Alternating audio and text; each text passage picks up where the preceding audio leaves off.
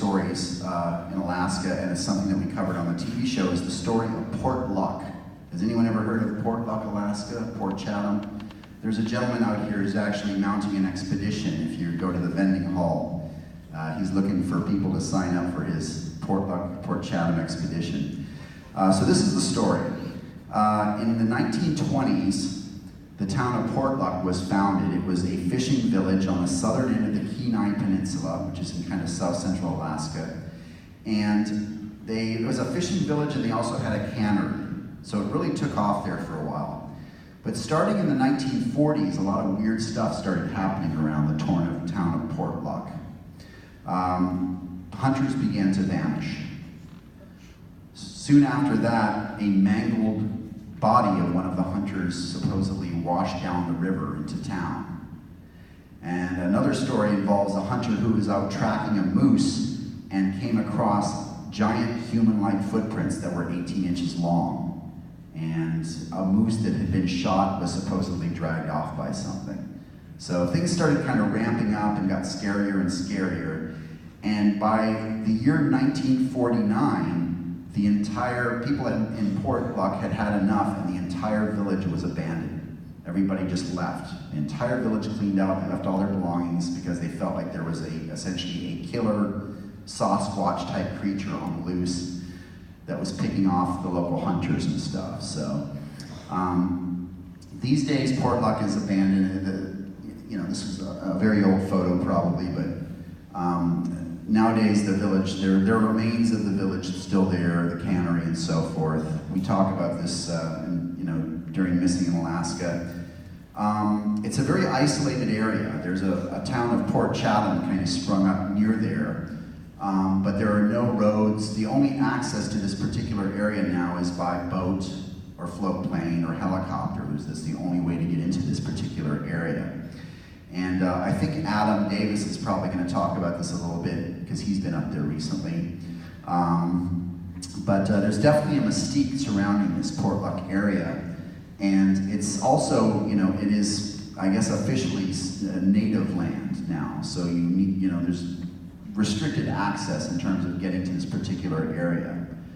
And a sidebar here is that the Kenai Peninsula of Alaska has the highest density population of brown bears in the world. So there are a lot of big brown bears on this particular island too. Now, you would assume that people that lived in Alaska at that time around Portlock were very, very familiar with brown bears.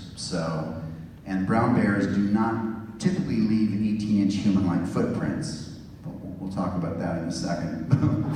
But thank you. So we'll come back to Portlock as well. But everybody in Alaska knows the story of Portlock and the mystique surrounding that particular area. And in fact, you can still find people that grew up in that area that were, had moved out of that area that are still very, very afraid and won't go back there. This is just thrown in there for whatever, but many of you have heard of Ivan Marks, of course, the father of all Bigfoot hoaxers. Ivan claimed many times that he had videotaped a Bigfoot or Sasquatch, and this is one of the times, was supposedly in Alaska.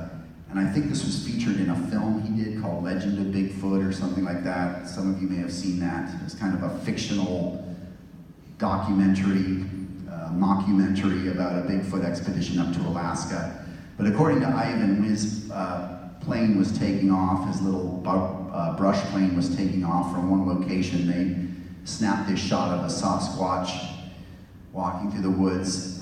No doubt that, like most of Ivan's other Bigfoot Sasquatch videos, that this is just a man in a furry suit. But I just thought I'd mention it. It's a Alaska time. There are many, many accounts of Bigfoot, Sasquatch in Alaska. And, I was up there filming a TV show for 3 months, but, I didn't have the time or the resources and the flexibility to do real investigations. We basically spent 4 days on our Bigfoot Hairy Man episode. We did Acoustica episode 2, that was about 4 days of filming. We had a pretty sizable crew, against my better objections.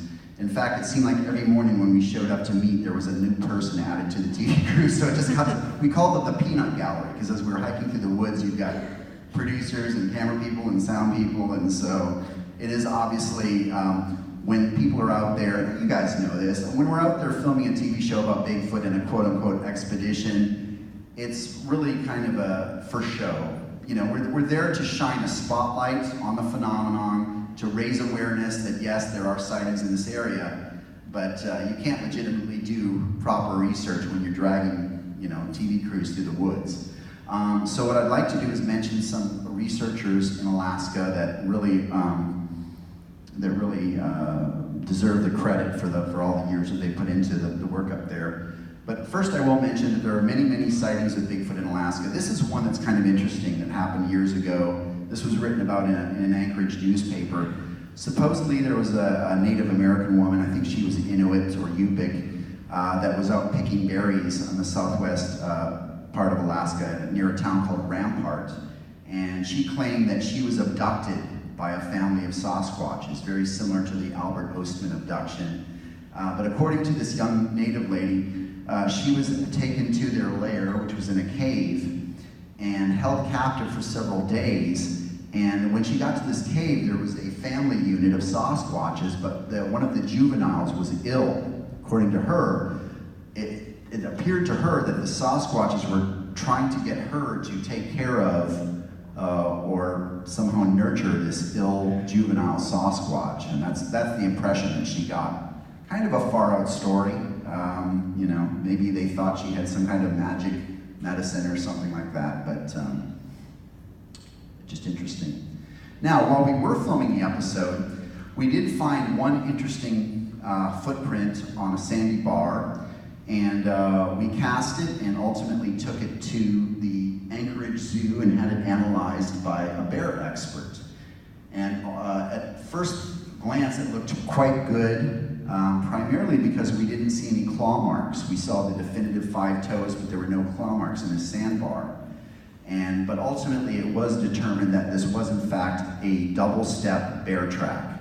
So there were large brown bears in this area. So this is a good illustration of how one can easily be fooled by a double-stepping bear. As you know, they kind of tend to walk in their own footprints, but it can often look like an elongate human print.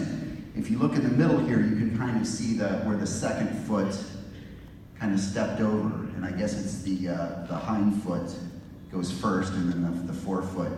You can see the 5 toes, but again, we didn't see any claw marks, and I'd always heard that, you know, that's how you can always tell a bear track because their claws are non-retractile, so they are definitely going to have strong claw impressions in front of the toes. We just didn't see that at the time.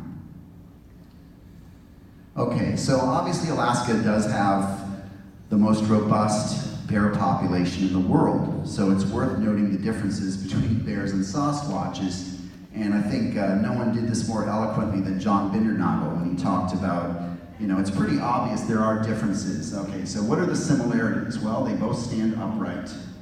Bears mostly, you know, for temporary situations, but Sasquatches have shoulders. That's a pretty noticeable difference.